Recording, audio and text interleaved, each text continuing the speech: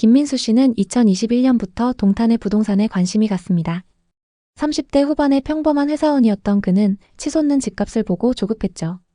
그때 동탄은 그에게 딱 맞는 지역이었습니다. 직장 출퇴근이 가능했고 GTX 개통 소식, 반도체 산업의 호재, 체계적인 도시 설계 등 모든 게 만족스러웠습니다. 민수 씨는 아내 지연 씨와 함께 동탄역 근처의 아파트를 둘러봤습니다. 위치도 좋고 주변 환경도 너무 좋아서 당장 사고 싶었지만 역 주변 단지들은 시세가 너무 비쌌습니다.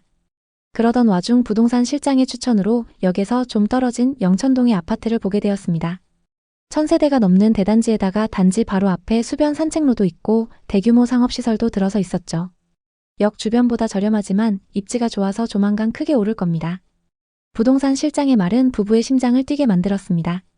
긴 상의 끝에 부부는 영천동의 2017년식 아파트 25평을 매수하기로 결정했습니다. 이 아파트는 2020년 초 사억대였는데 불과 1년 반 만에 2억 5천만 원 이상 뛴 상태였습니다. 민수 씨는 이 기회를 놓치면 영원히 집을 살 수 없을 것 같았습니다. 6억 9천만 원에 나왔던 매물을 협의 끝에 6억 7천만 원까지 깎아서 매수했죠. 은행 대출 4억 3천만 원, 부모님께 빌린 돈 1억, 그리고 그들의 전 재산에 신용대출까지 받아서 영끌로 매수했습니다. 지금 아니면 안 돼. 동탄은 앞으로 더 오를 거야. 민수 씨는 동탄 부동산이 앞으로 쭉 오를 거라는 확신이 가득했습니다. 지연 씨도 남편의 확신에 끌려 동의했죠. 그들은 새 아파트에서 새 삶을 꿈꿨습니다. 아이를 낳고 동탄의 신도시 인프라를 누리며 안정된 미래를 그렸습니다. 2021년 말부터 부부에게 황금빛 시간이 찾아왔습니다. 동탄 부동산 시장은 서울의 강력한 규제를 피해 풍선 효과로 폭등했죠. 그들의 아파트는 21년 12월 7억에 거래되었다는 소식이 들렸습니다. 불과 3달 만에 3천만 원을 번 거죠. 그리고 아파트 단지의 호가는 이미 9억까지 올랐습니다. 봤지, 내가 말했잖아. 동탄은 다를 거라고. 민수 씨는 동료들에게도 자랑하며 부동산 커뮤니티에서 활발히 활동했습니다. 그는 GTX 개통과 일자리, 신도시의 미래를 이야기하며 동탄이 수도권 남부의 대장 도시가 될 거라 확신했습니다. 지연 씨는 약간 불안했지만 민수 씨의 자신감에 마음을 놓았습니다. 그들은 새 가구를 들이고 동탄의 트렌디한 카페에서 주말을 보냈습니다. 이웃들은 모두 비슷한 꿈을 꾸고 있었죠. 이제 서울 안 부럽다는 말이 동탄 주민들 사이에서 유행처럼 번졌습니다. 하지만 그 기쁨도 잠시 곧 상황이 바뀌기 시작했습니다. 미국의 금리 인상이 본격화되면서 한국도 기준금리를 올렸고 민수 씨의 대출 이자는 매달 눈덩이처럼 불어났습니다. 4억 3천만 원 대출의 이자가 월 179만 원이나 됐습니다. 당장 생활이 힘들었지만 조금만 버티자, 금리가 곧 내려갈 거야 라며 애써 위안했습니다. 하지만 시장은 냉혹했죠. 동탄역 주변 아파트는 15억을 찍었다가 10억대로 급락했습니다. 매물이 쌓였지만 사겠다는 사람은 없었죠. 역 주변보다 입지가 떨어지는 민수 씨 부부의 아파트도 급격히 하락하기 시작했습니다. 6억 7천만 원에 샀던 집이 최저가 3억 7천만 원까지 떨어졌습니다. 1년 반 만에 4억이나 빠져버린 거죠. 당시에는 대출금 상환도 어려운 수준이 된 건데요. 이게 뭐야? GTX도 곧 개통하는데 왜 이렇게 됐지? 이자 부담은 더욱 커졌고 반토막에 가깝게 하락한 집값을 보며 매일 밤 한숨을 쉬었습니다. 그 후 1년 동안 가격은 조금씩 회복하기 시작했고 2025년 현재는 겨우 5억 초반까지 올라왔습니다. 하지만 6억 7천만 원에 매수했던 부부는 1억 5천만 원 이상 손해를 보면서 팔 수는 없는 상황이고 이자를 내기 위해 빠듯한 생활을 유지하고 있습니다. 민수 씨 부부의 사례는 동탄 부동산 시장의 급격한 변화를 그대로 보여줍니다. 2020년과 2021년의 폭등은 그들을 꿈꾸게 했지만 2022년의 금리 인상과 시장 하락은 그 꿈을 앗아갔죠. 2024년 중반 이후 동탄역 근처 아파트들의 반등 소식은 아직 그들에게는 실감이 안 나는데요. 동탄 집값이 이렇게 들쑥날쑥한 이유는 뭘까요? 2020년, 2021년 상승기에 동탄은 서울의 강력한 부동산 규제를 피해 풍선 효과로 급등했습니다.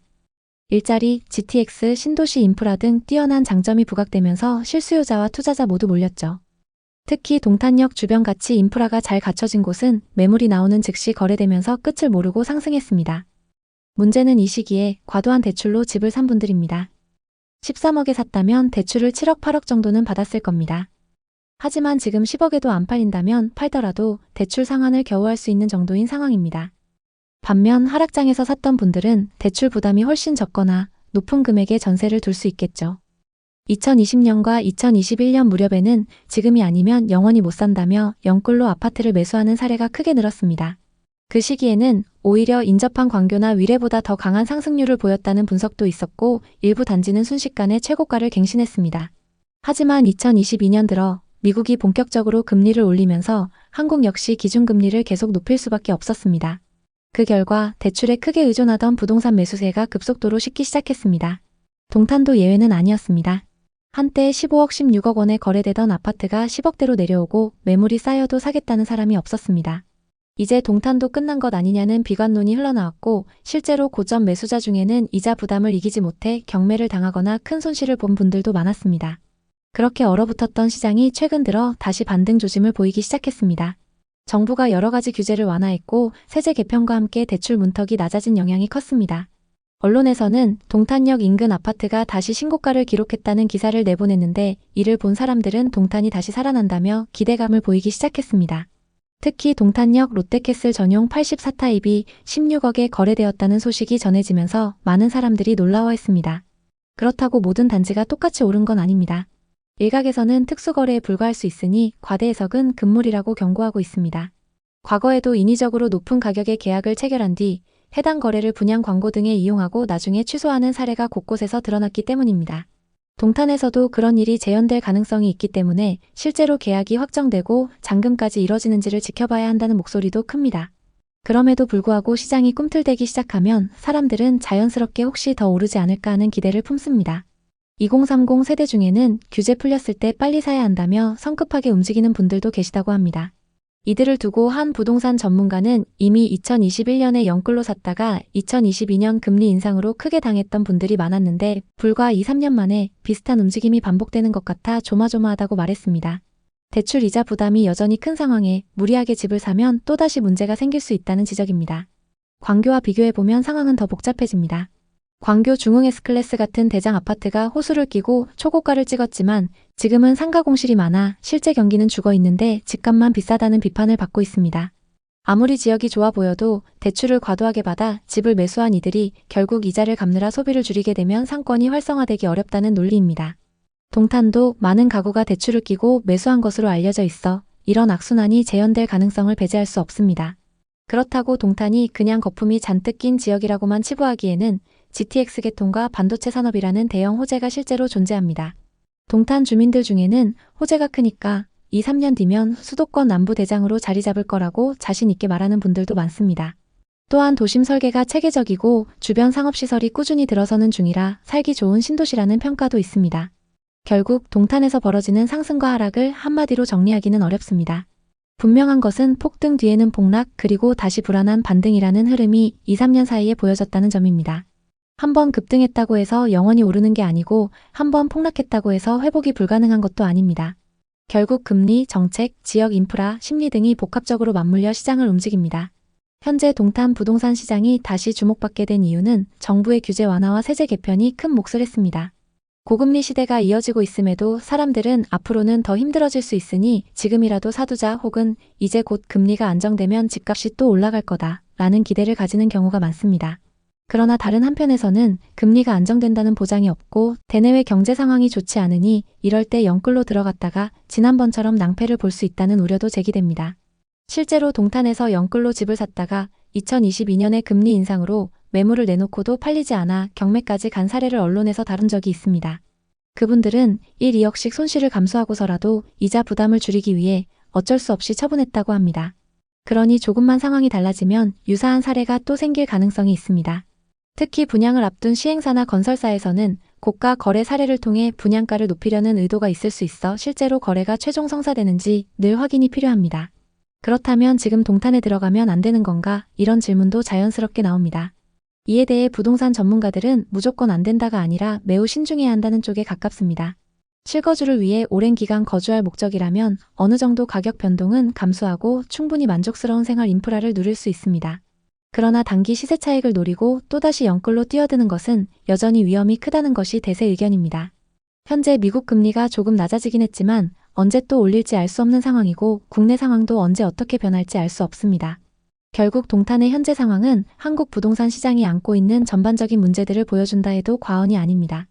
어느 순간 수요가 폭발해 단기간에 가격이 치솟고 금리 인상으로 바로 꺾였다가 규제 완화로 다시 반등하는 식의 패턴이 반복됩니다.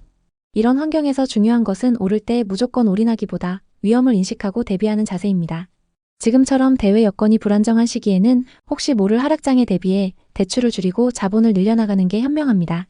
한편 동탄이 과연 광교나 위례보다 입지가 좋냐는 논쟁도 계속됩니다.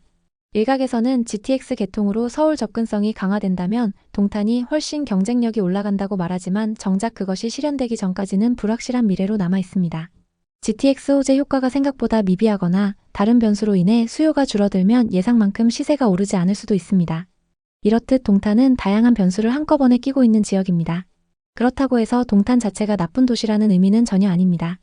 잘 정비된 인프라와 도시 설계가 이미 훌륭하다고 평가받고 있고 주민 만족도가 높다는 후기도 많습니다.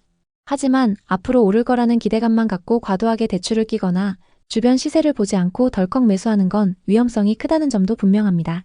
결론적으로 동탄이 지금 다시 부상하는 모습은 어떻게 보면 당연하지만 동시에 우려스럽습니다. 이미 한 차례 폭등과 폭락을 경험한 곳이어서 또다시 버블이 생기는 건 아닌지 시장이 어떻게 반응할지 주시해야 한다는 의견이 우세합니다.